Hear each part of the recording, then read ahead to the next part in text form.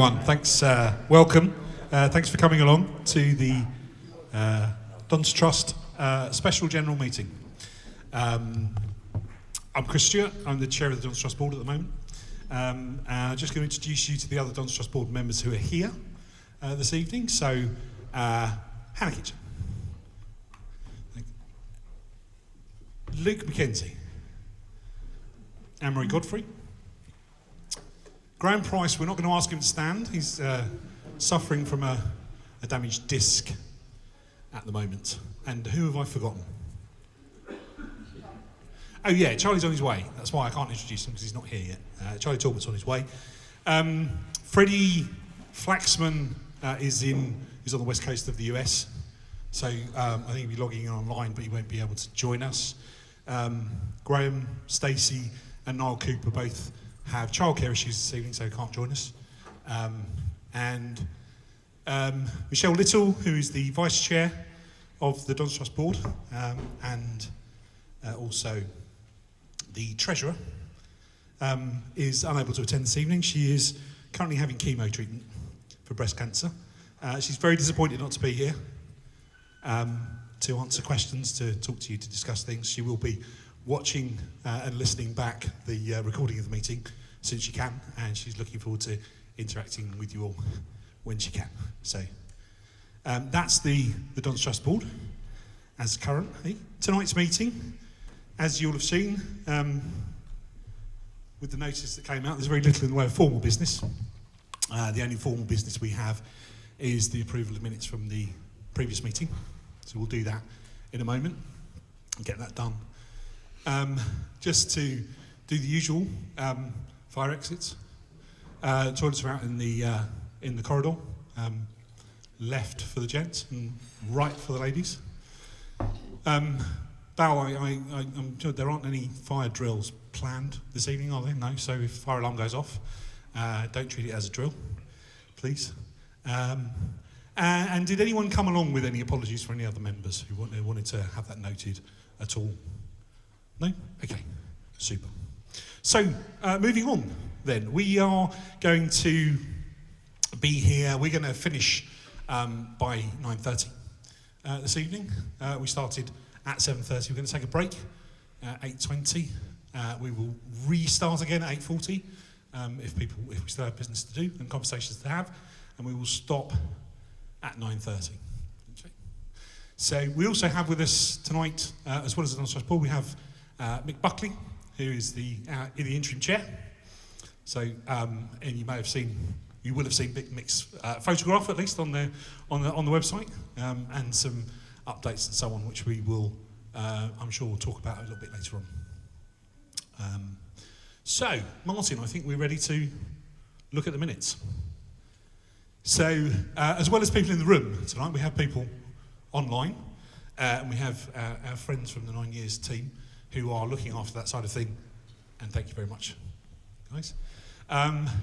For the first part of the meeting, we're on Zoom in order to be able to vote. Because we do have the one vote, which is the minutes of the 16th of December 2021 AGM. So, would anybody like to ask any questions or make any points or raise any issues relating to the AGM? Is there a typo in the strategy review section which refers to 2012? Is there a typo in the strategy review section which refers to 2012? I haven't spotted it, but if there's a date that's wrong, then we'll pick that up and get that fixed. Yeah, thanks. Okay, sorry. Also helping us tonight we have Andy, who's ready to run around with the microphone, and I forgot to tip him the wink. So, Tim. Just while Tim is waiting for the microphone, if everybody could wait for the microphone, because although some people do have very loud voices, it's always much easier for everybody to hear if you use the microphone. Tim. Thank you, Chris. A suggestion for the minute secretary, and that is for the sake of legacy and for those members who are not aware. Can you speak into the mic? Sorry. For those who are not familiar with who individuals are, can I suggest that the minutes secretary doesn't just use first names? So we've got Joe and Matt and George and Charlie, but certainly for the first mention in the minutes uses their surnames. Thank you. Thanks, Tim. Well, we'll make a note of that. And we'll try and make sure we do that in future. You want to add the Hillier to that then? Sorry? You want to add Hillier to that then? Sorry. Thank you very much, Tim Hillier, for that contribution. We will try and make sure we do that in future.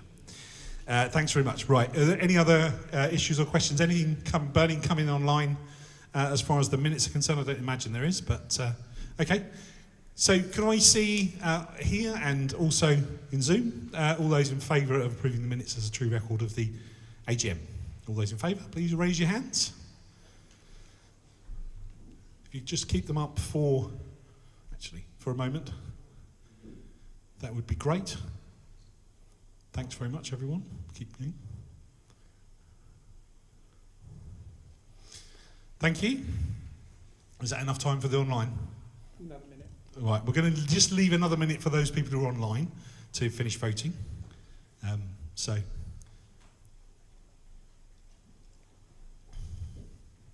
And George is going to tell us when that minute's up.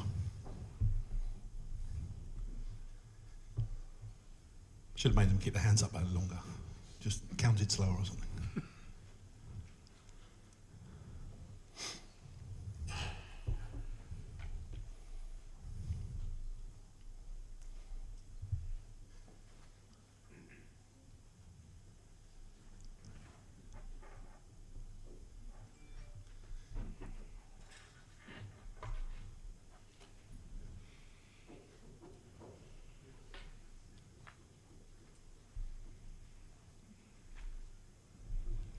Thank you very much, George.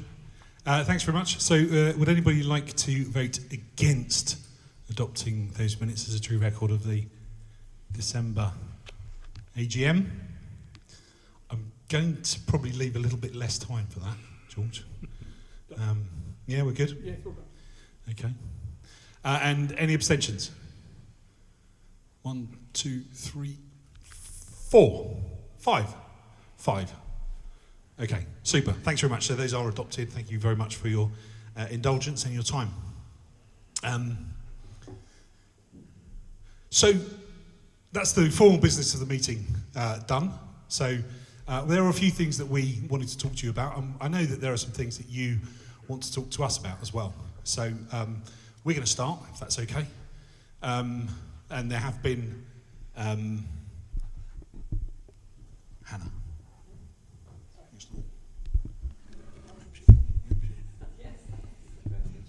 So I'm just going to hand over to Hannah, who's going to talk about membership. Thanks. So I wanted to start by saying, and I kind of hope that you'll join in a round of applause and a thank you to John Stembridge, who's at the back of the room. He's been our membership secretary for 20 years, and he is sadly stepping down at the end of the year. But yes, he's been working tirelessly from the beginning of the Don's Trust board, setting up the Don's Trust, getting the membership going, and like he's a true unsung hero. So please give a round of applause.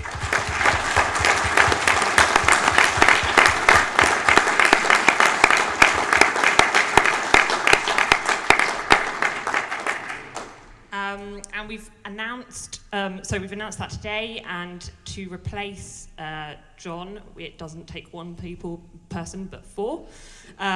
So we are looking for a web developer, administrators, I can't remember the other 2 roles, but please do get in touch with us if you're interested in kind of helping, because this is a really important role.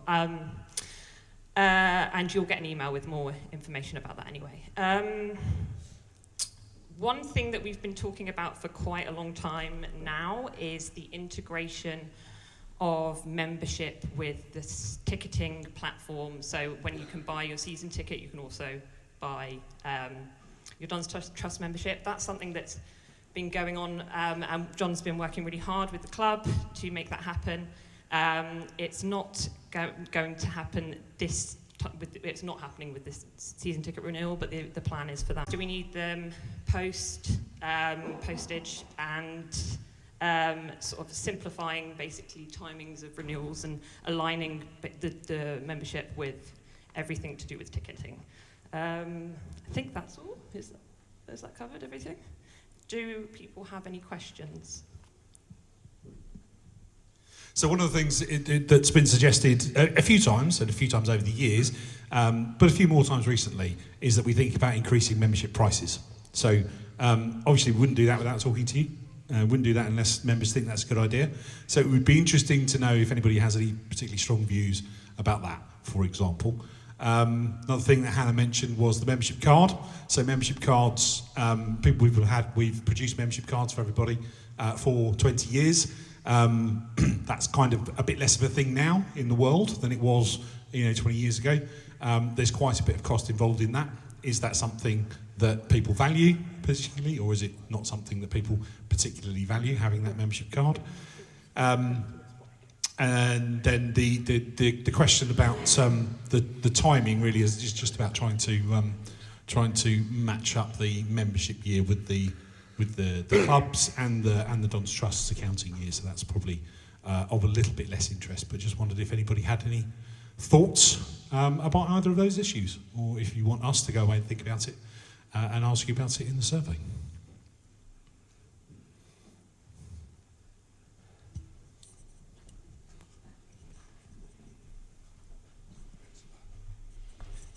Hi, I'm Karen Hardy. You're asking about... Karen Hardy. I was wondering, you're talking about the possibility of increasing the membership fee, but what does the membership fee actually fund? Or is it a notional thing so that you've paid for membership?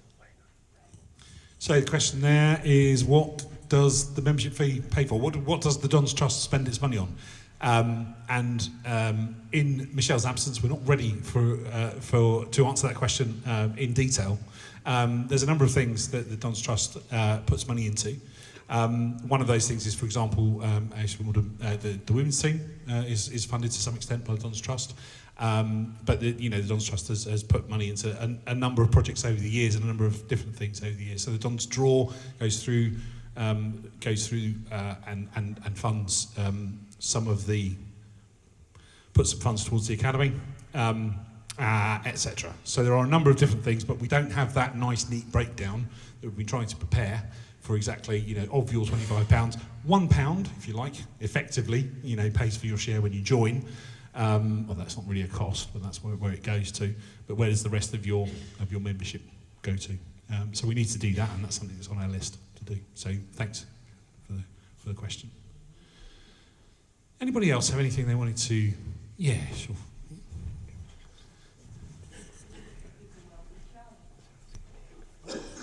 Thank you. Pete Godfrey. Can you give me some sort of idea what was last year's membership number of the Don's Trust and what's it currently at? And probably equate that towards the number of season tickets we sold last year. Thank you. They're quite similar numbers. I'm looking. I believe 40% of Don's Trust members are season ticket holders. I'm just getting the numbers up now. We've got total membership of 4,490. I would need to look back, and I can't do that straight away for what it was last year, but it's definitely on the rise, steady rise. And in terms of season tickets, I think last year we had a bit over 4,000. Is that right? 4175, precisely. So there we go. So it's a similar number, not exactly the same. There is a huge amount of crossover, but there's also lots of people who are members who aren't season ticket holders, and therefore, clearly lots of people who are season ticket holders aren't members, and therefore selling opportunities for both ways. Stephen. Stephen Godfrey. 3 points. One, I think we want to look at increasing the cost of membership, particularly those discounted rates. I feel embarrassed to be only paying £10 a year I pay a lot in other donations, but we ought to be feeling a bit there's worthwhile getting the checkbook out. Secondly, I don't think that there's anything we get from membership. So 25 quid doesn't buy us any sense of ownership. I don't feel that I know I'm not involved in any decision making that affects the club, and it'd be good that if we're going to increasing further than that £25, that there was a involvement. I felt more involved in the ownership of the club. And the third bit, I think, I worry about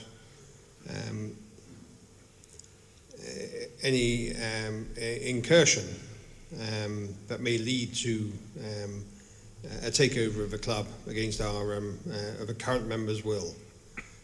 And so a safeguard is making sure the membership prices are high enough to discourage some random people coming along and buying lots of £10 memberships. Thanks, Steve. So, just one thing I wanted to share on the membership price is that our price is almost exactly the same, actually, as Exeter City's trust. Exeter City, who sadly we've swapped places with this summer, who have a membership, I think, in about the 3,000 area as well. So I just wanted to share that. That's not meant to persuade you of one thing or another thing. I just wanted, they call it £2 a month. But the thing that actually they said very, very clearly when I spoke to them recently, I was chatting to them recently, they said we make it very, very easy for people to give donations on top of their membership fee. We make it as easy as we possibly can to do that. And I know we've never tried to make it hard, obviously, but perhaps there's something in that in terms of what you were saying there, Stephen, in terms of some people being very, very much able to pay a lot more and some not, clearly. So in terms of just interestingly, in terms of involvement, appreciate that there's all sorts of different levels of things that come to make you feel involved or not involved. I think it's clear that when the big decisions are there, that if you remember the backing TTX, for example, the decision to come here and move on, that was something that clearly was in the members' hands very many years ago, deciding to buy Kings Meadow, for example. So those big issues are there, but you need a bit more, and I understand that, Stephen. So, thanks. Alex Feely. Just 2 points really. The first one is I think that, excuse me, if we're going to come and discuss increasing the membership prices, I think it's really important we know, firstly, what it's being used for, but also what the increase would be used for. And the second thing I think is that in these days, we're quite lucky, I think, a lot of people here in our little bubble, but there's a lot of people feeling the pinch right now and willy-nilly throwing around a price increase for something we're trying to get more members in, I think is a bit counterintuitive right now. Thanks, Alex. I don't necessarily disagree with you on that. I think the thing is, as soon as we are talking about the membership price, first thing we need to do is to let you know that we've been people have made suggestions. We've heard that people suggest things, so that we should make sure that you're aware. But we are absolutely committed to, as Hannah said, a full survey with all that information in, and any specific proposals, not only in terms of where any membership fees might move to, but also, as you say, what they would be, any increase would be used for. There's no good reason for us to say give more money, if it isn't going to something in particular. Absolutely understood.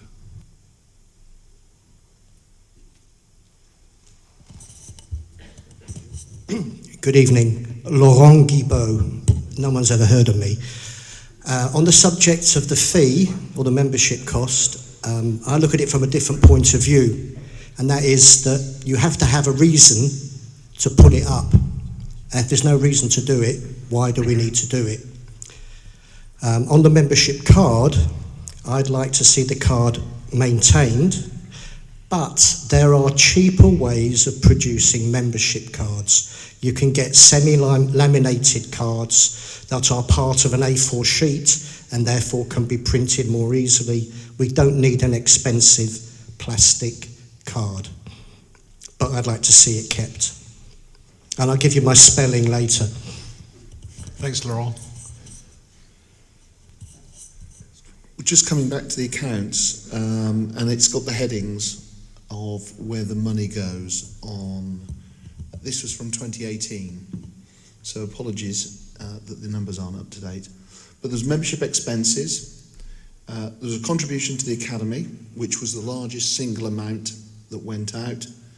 There was ladies football funding, community, some small amount for communications, insurance and bank charges. So mainly it is actually to the academy ladies, and I know there have been years where there's been contributions as well to the playing budget for the first team, but in that year there wasn't anything shown in the accounts. It's a supplemental page to the accounts which hasn't always been in place.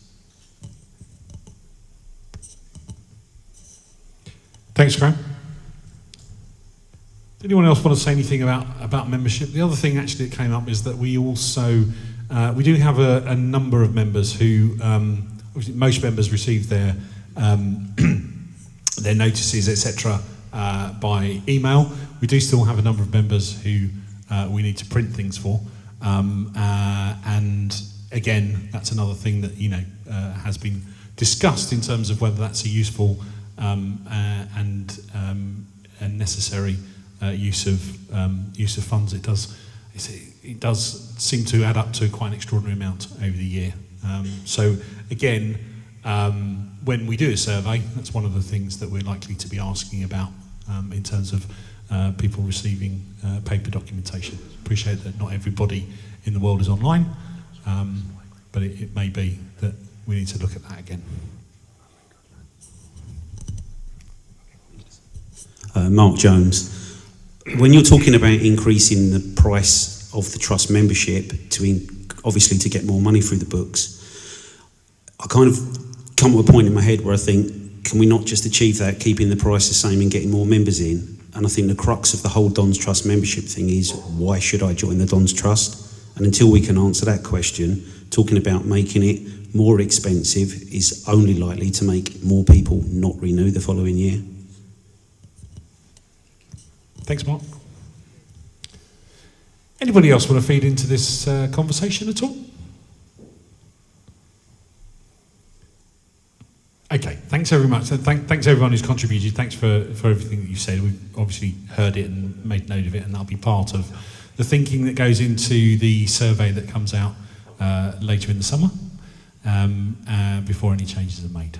So, I did spot that Charlie Talbot arrived. So Charlie, you weren't here to be introduced at the beginning of the meeting, along with the rest of the board. So, and we're going to go over to Charlie now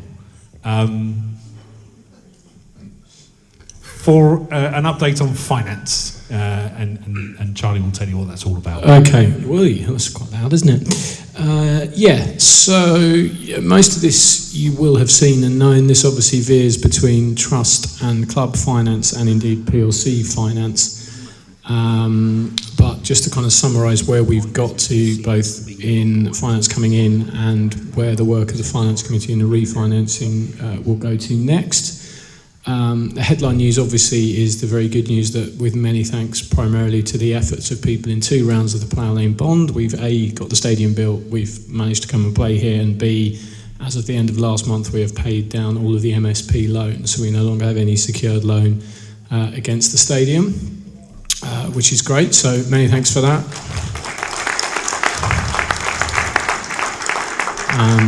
Obviously a massive vote of thanks then not only to Michelle, who has managed on top of all of her trust work to take over running the admin side of that single-handedly, but also to yet again the army of volunteers who've gone out and helped sell it and pound the streets. There's a massive joint effort all round through the bond, so many thanks to everyone. Alongside that, you will probably also have seen we've had a number of a couple of smaller equity investments, one slightly larger one, so we now have Anand Nathan from Malaysia, who came to the last game of the season, who has invested in total now £1 million. That was obviously very helpful towards that. We are also now Since that period, we're just in the process of concluding 2 smaller investments, low six-figure investments, alongside which Nick Robertson, who, as you know, is our minority shareholder with 10%, he will invest a little bit more to maintain the size of his shareholding. So that will all come in hopefully in the next month or so. I also have to pay massive thanks to Ed Leake, who's done all of the paperwork and everything around that for the issuing in shares and so on. That also means that anyone who is a seeders shareholder, every time we issue a small amount of new shares, so we've looped together Ananth and 2 other people, each of whom investing about another £100,000. So anyone who's a seeded shareholder is allowed to top up to maintain the percentage of their shares, and obviously every little helps. So that could probably bring in about another £20,000 to £30,000 in total based on what's happened last time we've done that. We were also able to find and remove the MSP with a very short-term loan from Ian McNay, which basically acted as though he'd kind of taken out a large short-term Plough Lane bond. So that will be the first thing that we pay back, and in fact by next month we'll probably be halfway towards doing that. So that just enabled us to get rid of MSP without having to pay an extra round of arrangement fees and so on. So massive thanks to Ian for that point. So if we ignore the league table, that's quite a successful year. I appreciate that's a pretty massive caveat, but occasionally in order to maintain your sanity you have to try and silo these things out. So that's a great piece of financial achievement. And many thanks to everybody. I think probably then there are kind of 2 questions. One is, what are we going to be able to spend on football for next year? And 2 is, what do we do about the fact that we may longer not have any secured debt, but we do have a load of bond holders, and some of those people might want their money back. So in the first instance, Mick's obviously talked about this a little bit. It's something that the boards have been looking at. We are at the moment confident, I'm sure Mick will talk about this a bit more later, but we are confident we will have certainly our most competitive ever League 2 budget, but clearly everything we can do to support that is vital. So on the one hand, everyone involved on the finance committee side, we've still got some equity left to sell, so we're still talking to people for that remaining bit of equity that would take it up to the Dons Trust having the 75% shareholding. Obviously, as Mick also mentioned today, we now have a much greater access to a range of revenue streams back here at the stadium, so that the challenge is to maximise all of those to get therefore as much money together to give to Johnny Jackson and the recruitment side to get his best players out on the pitch to get ourselves back up. The refinancing question is now the new target for the finance committee. These things are never done. Obviously, it's a bit like the Forth Bridge. We're on to the next stage of the project. So there are in total up to £10 million in Plough Lane bonds in total. So the next thing that comes down the track is £3.5 million of Plough Lane bonds will fall due for that first 5-year tranche, will fall due in spring 2025. So pretty much as of now, the next time the finance committee and our advisors get together, we'll be looking at the ways of what we're going to do as that date approaches. So there's a couple of things there to note. One is that the first thing, or not the first thing, but one thing we will do therefore is all bondholders will be contacted a year earlier, so in 2024, and we'll look at possible terms for rolling over. Clearly some people might like to do that. That would be advantageous, but we're not assuming that they will. I think in the 5-year gap between selling bonds pre-COVID and now, everyone's lives has changed rather a lot. So we also have, by that point, and this is what we'll start work on looking at, a number of other routes to financing that simply weren't available before. So there are routes to financing based on income streams and long-term financing, both municipally and in other areas, that simply weren't available, because when we talked to any of those people, they said, it sounds lovely, but you've got to show us books, and you've got to show us profit, and you've got to show us you've been operating. And first of all, we weren't here, and then we had the year of COVID. So now we're going to have years of things we can take that with. There are avenues that much clever financing people and me are already working on. The finance committee remains open for anyone else to come forward to for any other routes there. But in essence, they should be able to do, we'll then put through another essentially patchwork of some long-term lending to do that. And obviously, if along the way we've had some major cash windfalls, we could also look at paying down part of the capital as well. But that's a balancing act. You know, if we hypothetically sold a midfielder for a lot of money, whether we would look to spend some of that on the debt and some of it back into the team, and what makes the most sense. And again, we need to crunch the numbers on that. But there are plans ahead to do that. So don't think, oh God, what? You know, they've just ignored this. They've kicked a can down the road. We haven't. And other people are working on it. I think that's broadly it as an outline. If you've got any questions, I'll either try and answer them or palm them off onto someone who knows more than I do. So, any questions there on that financing update? Thank you very much, Charlie. It's very full. Good evening. I'd like to ask about early repayment of the bonds. If any new investors came on board and, for instance, bought shares for £1 million or whatever, would it be open to the trust to, as it were, forcibly repay some of the most expensive bonds early, for instance, picking out all those who've chosen a 7% interest rate and saying to them, we're buying back your bonds now, or something along those lines? Or is the trust committed to leaving the bonds with the bondholders, you know, for a minimum length of time?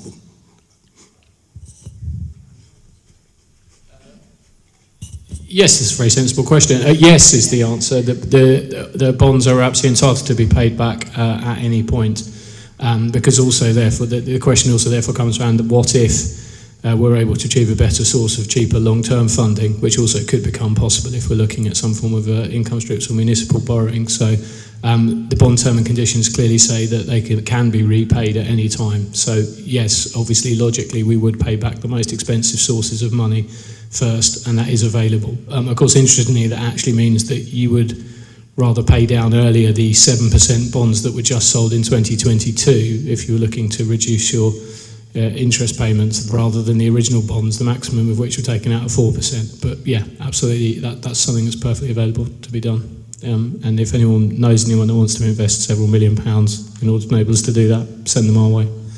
Charlie, just to be clear, Charlie, the Don Trust bond the Plough Lane bond 2 is still open? Yeah, just to be clear, the Plough Lane bond 2, which is owned and administered by the Don's Trust, is indeed still open. Yes, that's a good point, Chris. It remains obviously an ongoing source of debt funding, and the more funding we had through that, even on an ongoing basis, the more it actually still enables us to have greater flexibility planning for this season and indeed next season. So yeah, if you haven't got a bond and would like to, you can both benefit yourself and help the club. Thanks. Was there anyone else did anyone else have anything they wanted to? Yeah, thanks. Barry Scott. This Malaysian guy who's put in £1 million, what's he got for it?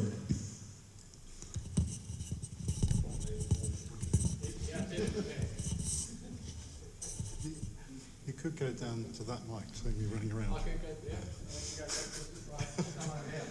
Am I still fielding this one? He has the title of International President. That's basically the end of the sentence, actually, in many ways, to be perfectly honest. I mean, and he's got whatever it is, 7% shareholding. He was interested in the story, and he likes the idea of having a title related to us, that he wants to be able to be out in Asia saying he's an international president of Wimbledon. But primarily what he's got is the shares and the title. And potentially in the future he might like to get more involved and look to do something else. But at the moment that's literally the exact sum total of the deal. He has the right to sell sponsorships. He has the right to sell sponsorships as well, but clearly that would be bringing money in. So, does that answer that?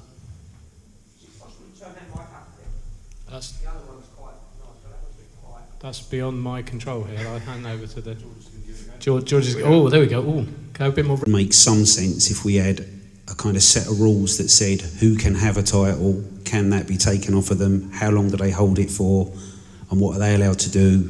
It's not something that I can see that it's just a title works in effect, and we can all just shrug that off. But I think it would probably make sense if we did have the answer to that question that I've seen elsewhere. There is. We have a number of vice presidents. We have one, off the top of my head, life vice president, which is Ian McNay. Potentially we might have another one. Anyone signed up to any of those has a code of conduct that they sign, and if you break that code of conduct, obviously the title can be revoked. I'm not a lawyer, but my understanding is the title would be revoked, but we don't have to give them their money back. But everyone does have a code of conduct for what they sign up for and what they can say, what they can't say, and obviously crucially, how they could represent themselves as well. So yeah, and absolutely, that definitely exists, but it is probably something in keeping with various other areas probably needs tidying up and republishing. We'll probably come on to this a bit later, but I think everyone knows that the Don's Trust website is pretty out of date. Bal and others and I and several people have been working quite hard for a while to try and get the whole thing incorporated. Exeter have done this better, for example. It's long bugged me that you can't find much about the owners on our website, which is madness, because much as we all love the Don's Trust, the clear brand is AFC Wimbledon. But for a variety of reasons, it's probably not going to be possible to shift the website away from the off-the-peg EFL version, but as and when it is, the trust information should all be on there, and all of those kind of things should all be on there as a central repository, so you could find it all. And I think that's clearly the example of a policy that should be there, as you'd expect to find in most organisations. Sorry, one thing in addition. Sorry, we have 4 life vice presidents, and just goes to show. Sorry, we have life vice presidents Ian McNay, Mike Richardson, Nick Robertson, and Eric Samuelson. Overseas vice presidents, 2 overseas vice presidents, John Green and Gaurav Singhvi, and then we have 5 vice presidents: Ian Cook, Richard Downs, John Lynch, Eamon Ravsey, and Paul Shipham. And the vast majority of those came by the titles and the investments as part of the Cedars round of investment. I'm pretty confident. Just to cover off as well, any sponsorship would be treated from overseas the same as any money coming in from an individual overseas, in that there would be suitable due diligence done and background checks, which is exactly what's happened in this instance. Yeah, that is also absolutely true. Arash has just asked on the text chat about having further interview with Ananth. I'm sure that's something we can look to arrange next time he's over, or virtually, or something else in due course. Thorpe seems keen to suggest he's on the case already. Chris Thorpe. Yeah, we conducted the interview of Ananth when he was last over here. I think it was a couple of weeks ago. At the moment, it's with his PR team. And once they give us the go-ahead, we'll look to push it out on all channels. Okay, I lied. It's already been done then. Thank you, Chris. No problem. There is still quite a big volume. And also, sorry, people at home saying they can't hear things properly. I appreciate asking this is not going to help. But are you fine for the questions and not so good for the answers? If you could stick that in the comments. Okay. Any other finance questions before I go away again? I'll hand you back to Chris. Thanks, Charlie. And thanks everyone who contributed there. That's really helpful as well. Super stuff. So we just started. We're about 8:10. So there's about 10 minutes left before our break. So just to offer the floor. I have some other things to tell you about, but to offer the floor for any specific, any questions or comments that anyone would like to make about the Don's Trust, questions you'd like to ask of the Don's Trust board, etc. Thanks. Yes. In the last few months, the first team has been relegated to League Two. The chief executive has left, the manager was sacked, and the interim manager chose to leave rather than stay. Not a good scene. What lessons, if any, have the Don's Trust board and the senior club executives learned from these experiences? So, individually and collectively, I mean, I think that that's a question for the whole board. I'm happy to tell you, I think what have I learned in the last 6 months, I suppose, from those situations, is that you have very difficult things and very difficult situations that happen in football, and when you are in the situation that we're in, sometimes you come to situations that you haven't chosen to do. We've been relegated, and that's horrible. We all know that that's horrible, and there's nothing that we on the Don's Trust board can say or do now that makes that any better. What do we need to do? Well, I think one of the things that we need to do are some of the things that Mick's been talking about in his update today, for example, and some of the things we've been doing over the last few weeks. So, and I'm sure Mick will want to talk a little bit later about going and finding the new manager and employing the new manager and how that's going and what's happening there. We've also been talking about how to do things a bit differently on the football side of the club in future. We've also been talking about what we need to do in the future in order to make sure we have the best chance of correcting that relegation as soon as possible, and to find and to design the right job and find the right person to fit the right job to develop the business side of things. So those are the things that we're trying to do, and we have been doing over the last number of weeks to address all of those things that you talked about. In terms of the individual situations, obviously, you're not expecting me to talk about, people in their individual circumstances, of course. So, it's really a question of, what are we doing to redress the situation? I think those are the things that we're doing to redress the situation. I very welcome, obviously, any other board members who wanted to comment on any of that or say, talk about what they may or may not have learned over the last 6 months in terms of what we're going to do. Ian, was there something in particular that you're looking for, as far as that's concerned?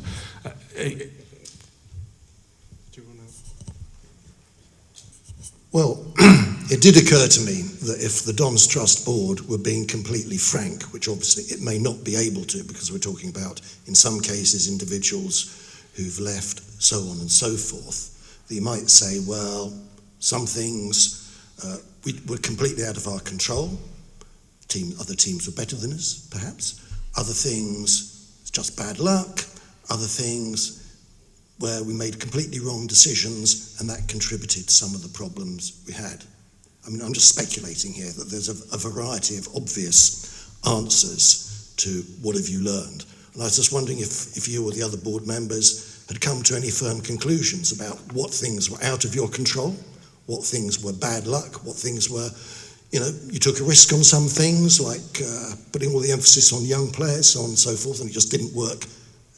And what things were clear mistakes, either which you would acknowledge as being mistakes either now, or perhaps you may have thought they were mistakes at the time, but really didn't feel you had the position to do anything about them at that point. So I'm just looking for a little more detail on what you thought, contributed specifically to either the relegation, the departure of the chief executive, so on and so forth.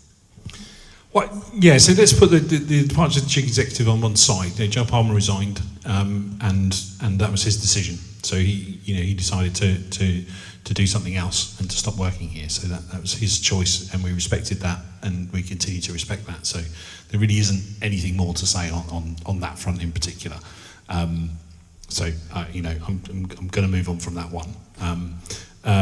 In terms of relegation, I mean, I'm not the best person to explain to you, to give you, an analysis of, from a football point of view, what happened on the pitch, what happened off the pitch, etc. It was very clear that we weren't good enough, and therefore we got relegated. But that's not, a judgment. That's not what we're here for. So, did we, the Dons Trust Board, is essentially ultimately responsible for everything that happens here. So, is it our responsibility that we got relegated? Of course it is, absolutely, 100%.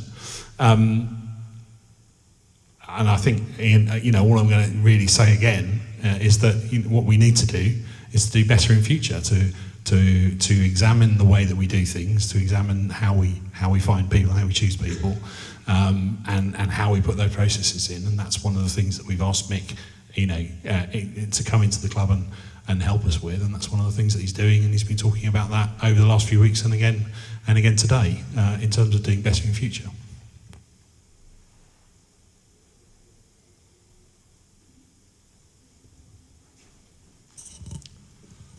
Tim Hillier, looking at the minutes and understanding that we didn't want to go through the formality of matters arising, there were a number of items that were sort of left open, and I was expecting some sort of report back. And again, we haven't got formal reports. Will someone look back through those and report to us on those open items? And there's one specific one, and apologies if I've missed this, but we've had the interim review of what happened with tickets at the start of the last season. When are we expecting? Is there a timetable for the full review? I understand were further questions to be asked. Is there going to be a full report? And are we confident, and this is perhaps for Mick, are we confident that next season the season tickets will work and people's matchday tickets will work? Thank you. So, so Tim, on the general point, happy to run through those minutes, have a look at anything that haven't come back to you on, and come back to you on them, of course. In terms of the ticket review, the full ticket review was published on April I can't remember what, and that was the review. Since then, we have talked about it. We've talked about it at the DTB. We've talked about it on the PLC. We've talked to the people who are currently running ticketing. We've asked lots of questions, and we continue to hear that and what's happening with those situations. So I think Mick might want to talk about how ticketing is going at the moment. If you do, Mick, yeah. Good evening, everybody. So in terms of the interim ticketing review, obviously the football club staff received that, and fairly late in the day actually, before we started releasing the season ticket renewals. But we did a kind of a risk assessment around each of the points in there and sent that back to the Dons Trust Board.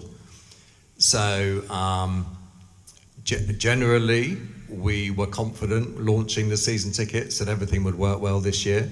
And I'm pleased to say that generally it has worked well. We've had a small number of issues with the direct debit, which is a third-party provider not recognising people, which we've kind of resolved by asking people to ring in if that happens. But generally, we have sold a large number of season tickets. We're very pleased with where we are at this stage, and so far it's been incident-free. So we're quite pleased with that. Thanks, Mick.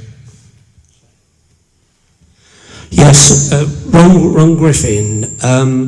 Sorry, going back to the previous season the gentleman was talking about before, I think it was pretty obvious from the Boreham Wood game that things weren't going right, and they seemed to go on worse and worse from there. Could you give us any idea when the Dons Trust started to realise things weren't going right, and why they took so long before they actually done something about it? So as far as seeing what's going well and what's not going well, we see exactly the same things that you do. So people will have their different opinions about how and why and what. As far as seeing what's going on out there is concerned, Boreham Wood was pretty unpleasant and unenjoyable. Absolutely. The change that happened, if you remember when the change happened as far as the first team leadership was concerned, was a change that was made by mutual consent. And so made by mutual consent, by agreement between the parties. And that's an agreement that was come to, that's the situation that was come to at that point. And then we asked Mick to go and find an interim manager, and that's what he did. So as far as that decision was made, the decision was made between the head coach and the club at that point. So there wasn't a decision made prior to that. Sorry, I'm not quite answering your question very well, am I? When did we think that it was going wrong? It was going wrong when we were playing badly and not winning games. What happened about it? The manager left the head coach left the club, and we went and found another interim manager.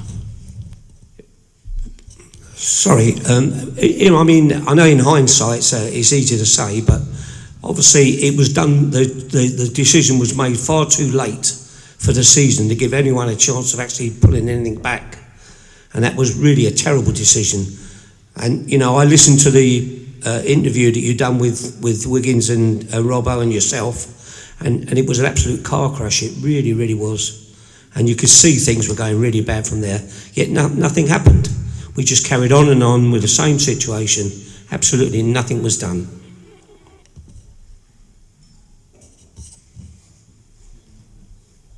As far as that interview is concerned, I'd put my hand up and say it was badly judged, from our point of view. I think it was, I hope that you all understand that these things come from the very best of intentions, with the best wish. But I would have to say that I think that was poorly judged. Oh yeah, just a quick question. Blimey, it's pretty loud, isn't it? Martin Rowland, with the season tickets from last year, did we manage to collect all the money that was owed to us from people who had ticket fiascos, got a season ticket, had a direct debit, never managed to pay it all? Just a quick question really. And then we managed to get hold of those people and say, well, you can't get another season ticket for free. Question for you really, basically.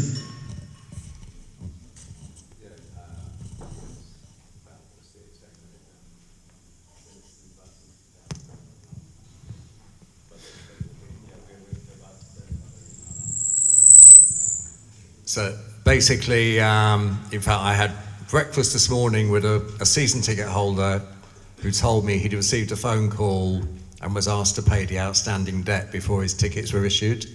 So there is still an amount of money that's outstanding, which was an issue with the payment provider, I understand.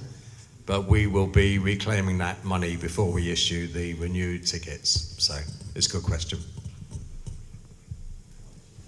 Thanks. Laurent Guibault, a question for Mick. You talked about what I consider to be half of the season ticket fiasco. There was the big problem with delivery that kept getting delayed, and we had to use temporary paper tickets as a season ticket holder.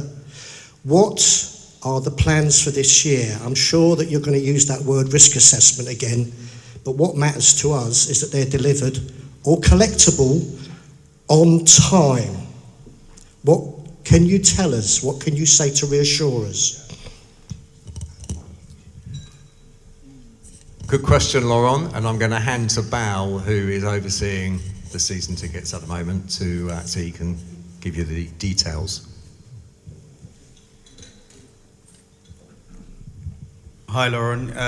Yeah, we actually have the season tickets downstairs in the office right now, so as soon as the current renewal period is over, we'll get them printed and put the data on them for the current season ticket holders and get them out as soon as possible.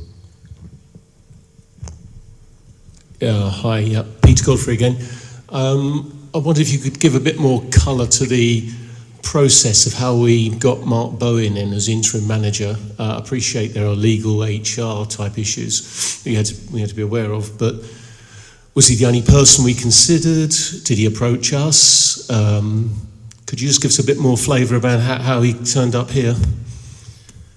So very happy to answer the question. Sorry, just before we do, and we can decide who's going to answer that question. The intention was to take, it's often quite difficult to distinguish between the two clearly, and we're all here, so that's not an issue. But my intention was to take questions, for the Don's Trust Board, if you like, up to the break, which we're now, a few minutes running over actually, and then to come back and see what else people wanted to talk about in terms of the football club directly itself, if that's okay. So I don't think there's any problem with quickly, answering something on the interim manager thing. But I think probably what we'll call it there, have a break, and then come back. Okay. Yeah. So as has already been noted, we made the change in manager with 7 games to go. So we had to move fairly quickly to bring in an interim manager. The way it works is once you put that notice up on your website that you're parting company with the manager by mutual consent or whatever else it is you say, you are immediately inundated with agents and applicants and lots of famous people you'd have heard of and lots of people you never would have heard of. We generated a committee in the club quite quickly and went through all of the applications that came in. Mark, because of his previous experience, was probably on paper the standout candidate. We quickly interviewed him, and we then went to the Dons Trust Board, or certainly to the co-chairs of the Dons Trust Board from memory. Took them through the process, took them through all the people who'd applied, took them through the criteria for why we were recommending Mark and his assistant Eddie. The next morning, the co-chairs of the Dons Trust Board also interviewed them. So we interviewed them the night before. There were 3 of us within the club. And then the following morning, the co-chairs of the Dons Trust Board interviewed them. And, you know, the kind of things we were interested in was, you know, what matters to us as a club. So our commitment to youth, doing things the right way, testing their understanding of where we had come from as a club. Because although we wanted to get a manager in quickly, we wanted to get someone in who we thought would understand what we were about. And I hope it was evident to you from their time here that they really got the club. You know, they weren't able to get us the result that we all wanted. But those of you that came to the sponsors kit dinner would have heard Mark Bowen interviewed. And it was obvious from that evening that he totally got what we were about. So that was the process, sifting through a lot of applications quickly, applying some criteria, doing an interview, and then the co-chairs of the Dons Trust Board doing an interview. And we had a replacement manager within, I think, 36 hours of announcing the previous one was going. And that was pretty important because we had Saturday, Tuesday, games coming very, very quickly, and we had to get someone quick. Thanks, Mick. Hope that's a full answer for you on that. So was he the only person interviewed?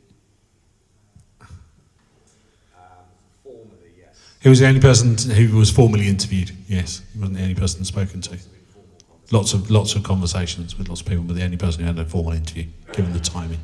Yeah, okay.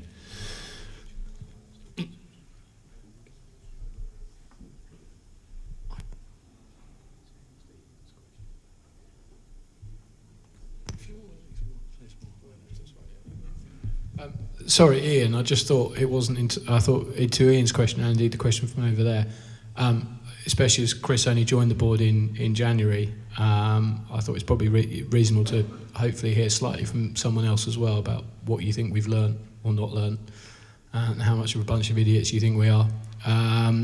So having sat on the board, you know, in this instance for longer than Chris, clearly he wins overall by quite a large margin. I think we've probably done quite a lot. I suspect what we've also done more is, and I think you alluded to this, Ian, we've probably had some preconceptions or some inward opinions, unfortunately proved right at the sort of negative end of expectations. Because what was clear before being on the board to me, and I think it was clear to a lot of people, is the challenge of moving the club, or taking the club on from being a club playing a small ground where it had been for a while to running a business here at Plough Lane was and is a step change. And there are lots of things that needed to be put in place, and some of them still need to be put in place. So some discrete projects fell over within that, ticketing obviously being one of them. And you could make a reasonable argument for saying if you regarded football as a discrete project, that rather fell over last year, and I think that would be reasonably unarguable. And clearly, if you are the oversight board elected to deal with that, that has all happened on your watch, which, quite apart from it being, you know, understandably crap for anyone who's a fan, feels pretty awful if you're on the oversight board of it. So I think it's safe to say that nobody on the trust board enjoyed that, clearly, you know, felt particularly smug about it, thinks it was a good outcome, because there are a number of discrete parts within it, some of which went wrong, some of which could have gone better. Some of those changes are already well underway. Mick's update today has sort of spoken to part of that, but I think fundamentally the biggest learning is, in a way, the entity that we're all lucky enough to be part of had managed to get away with quite a lot for quite a long time. And when things start to go slightly wrong, it's like the old Warren Buffett line, when the tide goes out, you start to see who was swimming naked, which applies to other terms of investment as well. There are step changes in resource and how things can be improved. Some of those things are happening. I probably had some personal negative views which were unfortunately proved correct, but equally I was also undoubtedly responsible for being one of the people at oversight of stuff where I thought things would be all right and they weren't. So both at the same time, and it's rubbish and it's painful, and I think anyone on the board is apologetic for where things ended up in total, but there are a lot of learnings to come out of it, and there are a lot of things already improving, and there will be in a better place. So I hope that's just a slightly fuller answer, and I don't think it's entirely fair, or indeed remotely fair, for Chris to take that kicking on his own, because we do sign up as a board to do everything collegiately, for better or worse. Hopefully that helps a little bit. Thanks, Charlie. So hopefully that does help a bit. We are a little bit late for the break that I promised you all, but we're going to take a break now. I'm going to keep it to 15 minutes because we're running a bit late, so apologies for that. We will restart again at 8:45 in 14 minutes from now.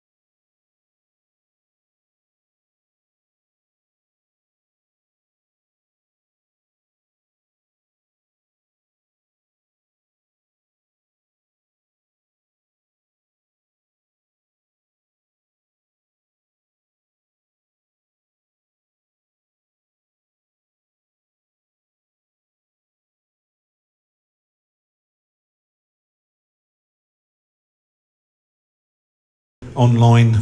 Do we know? About 105 people following the meeting online at the moment. So, and those people have been putting in questions as well. So we're going to start this second half of the meeting. Charlie Talbot is going to run through a few of those questions and give a few answers. Charlie. Hello. Okay, so a couple of the ones that were sent in advance, and indeed Jane's just referred to one of them again. Hello, Jane. So organisation chart. An org chart was agreed. A new clear org chart hasn't been published. No, this is true. It needs to be updated. Obviously, we are currently going through the process. We'll come back to this in a bit about having a new, probably MD, which it was in bottom mix update before, but totally agreed. It needs to be updated and published and clear. Agreed. Minutes and transparency. The minutes are now shorter than they were and too opaque. In Jane's opinion, they definitely have got shorter. There was a desire to turn them around quicker. I agree. I think some of them are not as informative as they could be. However, there are some specific. There have been some specific issues recently where, as you can imagine, some of the decisions have fallen foul of being commercially or HR sensitive. But I think everyone is in agreement that having had them probably being too long and therefore not informative, things get lost, they are now too short. I think everyone agrees on that. There's an ongoing issue, to be frank, of just having enough secretarial support, which is a bigger issue for the PLC than the Dons Trust. But I, certainly speaking personally, I would agree. I don't think they really do a good job of conveying enough information from the meeting and indeed giving enough commentary on it, because quite often it feels just like we just say, oh, that happened, and you don't get the sense that anyone in the room went, but that sounds rubbish, what are we going to do about it? So I think that's a very fair criticism, and Jane also specifically says, it seems that we had no discussion on budget for a number of months. Yeah, that's clearly not the case. Obviously, as Jane will know, having been on the board from January, February onwards, we tend to spend the time already looking at potential budgets for next season. So in the case of meetings this year, we were preparing potential budgets for League One and League Two, and then sadly putting the League One in the bin. So that has happened, but yeah, it's a fair point. I think they could be better. Other pre-questions, there was a question about the changing and the timing of the departure of the coach. I think that's been sort of covered. Fair question here saying, is there a plan to review the 5-year strategy in the current circumstances, and if yes, can we expect a new one ahead of the new season?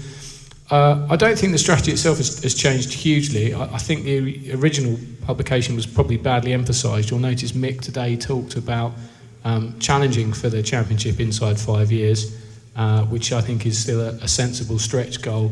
I think the original one, possibly out of a piece of bad drafting, was interpreted as being in the championship in 5 years, which is obviously an even stretchier goal.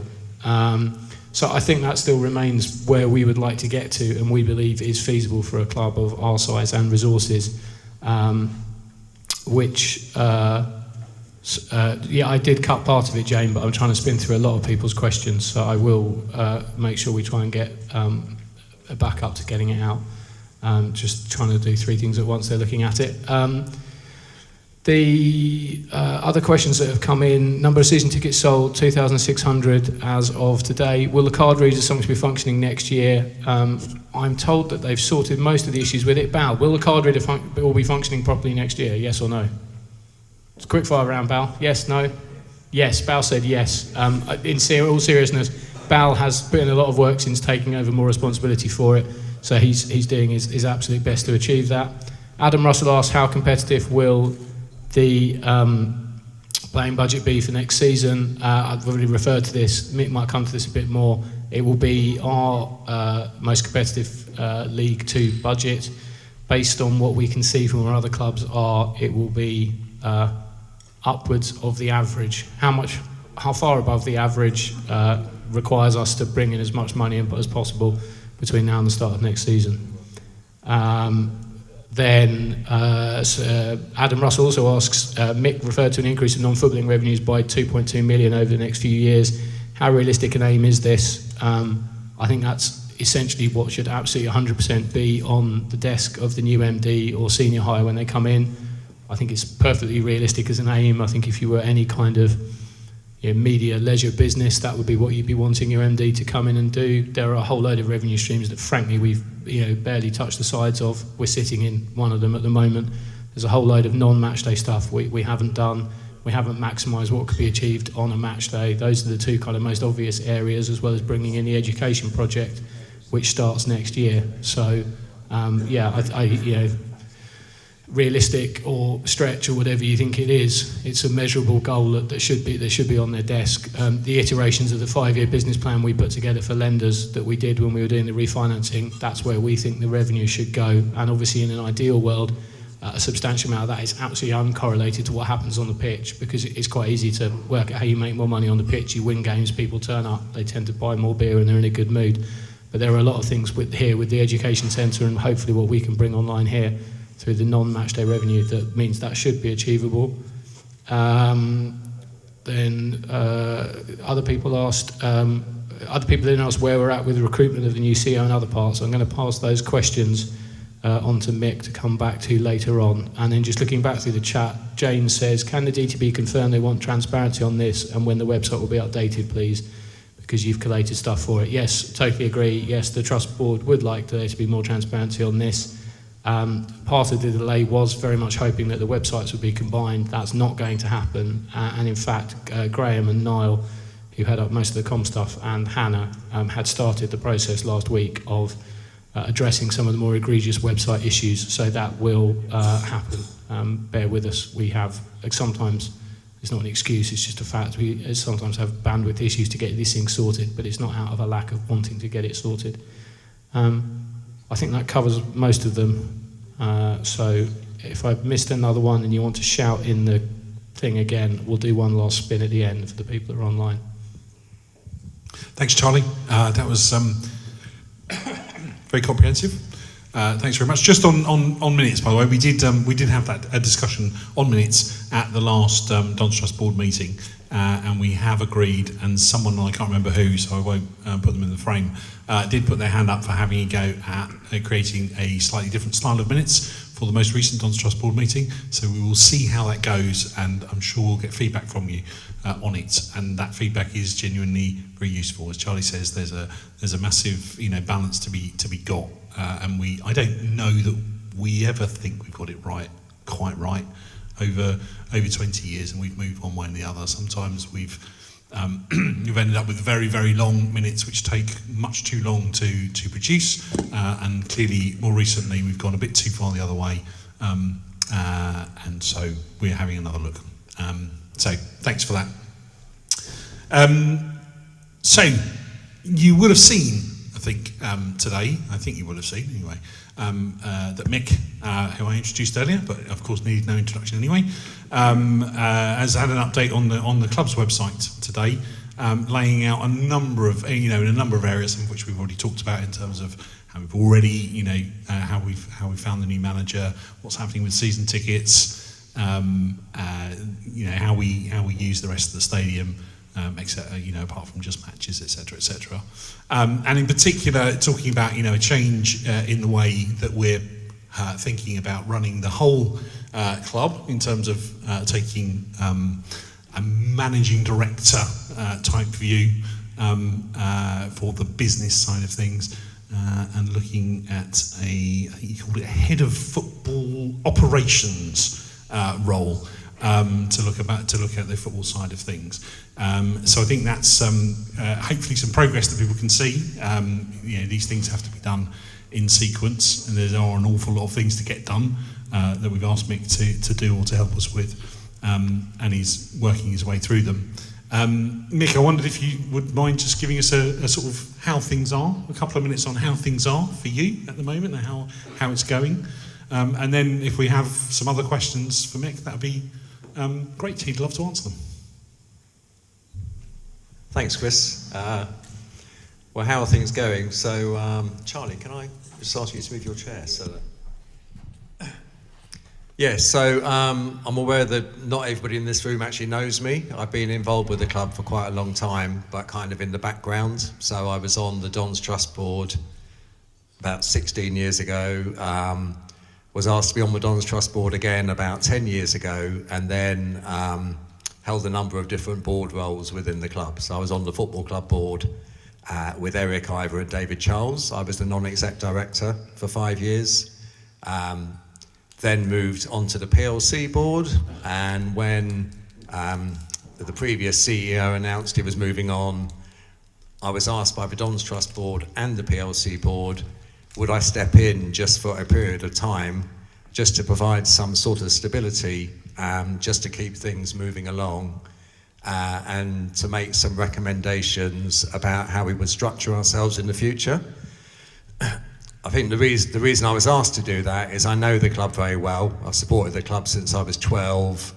I'm aware of a lot of the issues and lessons we've learnt over the years. I'm very aware of the culture that we want and kind of what kind of organisation we want to be. I have a lot of business experience. I've led companies in the media and broadcasting space for a long period of time. And more recently, I am working leadership development. So I go into organisations, work with the people and work with the organisations to sort of see how they can fulfil their potential, I suppose. So that's what I kind of do in my day job. So I was asked to step in. I felt I should step in when I was asked, because I could see that having built the stadium, that, you know, we were encountering kind of growing pains as an organisation. And it was clear from my sort of non-exec stance that things were not going that well in a number of areas. So there's a club we don't like about 60 miles away, and as you know, we don't really mix with them. But occasionally, if you go to a football league meeting, they will corner you at the bar, and it's a kind of strange moment when that happens. But I always remember about 5 years ago, late night at an EFL meeting, somebody from that club approaching me and saying, we just think, you know, don't tell anyone I said this, but we think it's amazing what you've achieved. And I sort of took that as a... But they then said, it will be really interesting to see what happens when you're relegated. So they had been relegated twice at this stage, and they had really struggled with it in terms of all the relationships within the club. And that always stuck in my mind. It was almost a challenge that I sort of took on for us. I never really told anyone about this because I didn't want to admit that I'd been on the receiving end of a conversation, but that happened. And I could see things weren't going well, and I just thought it would be important that we would all come together and deal with a setback for the first time.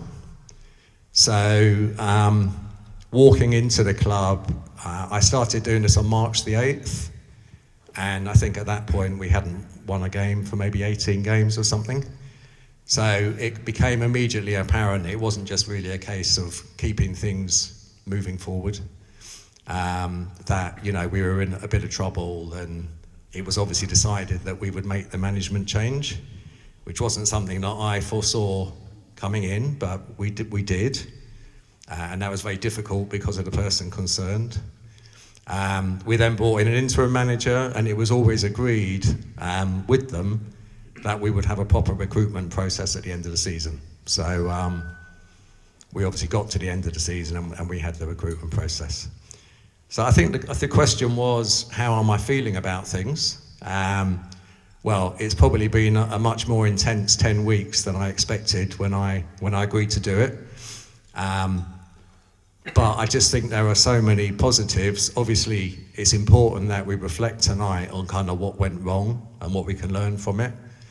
But there are so many positives around the club. If we just took today as our first day, we've got this amazing, amazing stadium, and every time you look out that window, it's just like incredible. We now have, I think, a really good first team manager and assistant manager. They are understanding of us as a club. They watched us a lot last season. They know our players. They're really hungry for success. And I think it's good that we have them. I think we have, on the staffing side, we've got some really good people working in the club. They're not the best paid employees in London, I've got to say, and they work so hard, you wouldn't believe it. They're really passionate and they want to succeed. So really it's just a case of them being organised, understanding what success is and kind of pointing them in the right direction. Does anybody want to ask me a question? I mean, I feel really positive in a room where we're dealing with a setback, and I'm happy to say more about that in response to a question. Hi, Max Hutchinson. Have we had any offers for any of our contracted players yet? Sorry. I asked, have we had any offers for any of our contracted players yet? Hi, Max. Yeah, I heard you, but for the others. Well, I think the reality of it is that there are offers and there are offers. So I think a really good offer is when a club rings up and says, we want to give you this much money for a player. And that hasn't happened, but there are lots of agents buzzing around, suggesting things, and it's very, very difficult to see whether those are real things or just people trying to position themselves to profit in some way. So no. Sorry, if I can just ask, how much input has the new manager had with retaining these players and offering contracts with them? Because I noticed there's been a list of the retained players plus ones that have been offered a contract. Obviously, I don't understand why you offered a contract to some of them, but I assume it's that I hope you to get money for them, because I certainly wouldn't want them playing for us again. I probably won't comment on the second bit of your question, but so a number of players were contracted before the new management team arrived, but they if they had been here, they would have approved all of that. So they know the players, they played against them 3 times last season. I think they were here 3 times last season watching us, and they've got Y scouts, so they're looking at our players the whole time. So no, because a number of them were contracted before they got here. Sorry, it was a done deal before, yes. Ready. Yeah. And then there are a small group of players who we made contract offers to, and they haven't been firmed up yet, and they are inputting into that.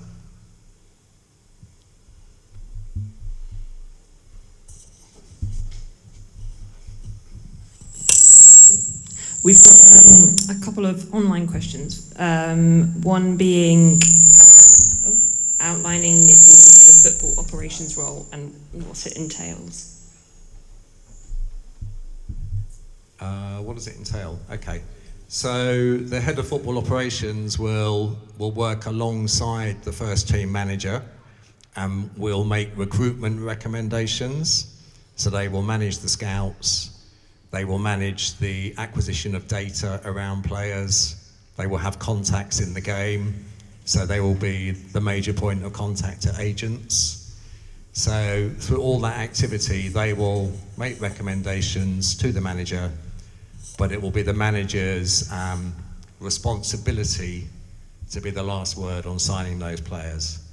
So there will be accountability in terms of who is making the decision to sign players. So further things they will do is they will work with a lot of the under-23 players who are professional, were loaned out.